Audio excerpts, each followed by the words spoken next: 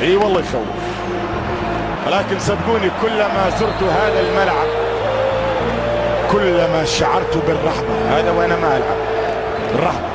انت تشعر وانت تشاهد وانت في قمة الملعب وانت امام حقيقة تشاهد الملعب الذي حدثت فيه صولات وجولات وبطولات والقاب واسماء مرت وعبرت من هنا ووضعت توقيع وانجاز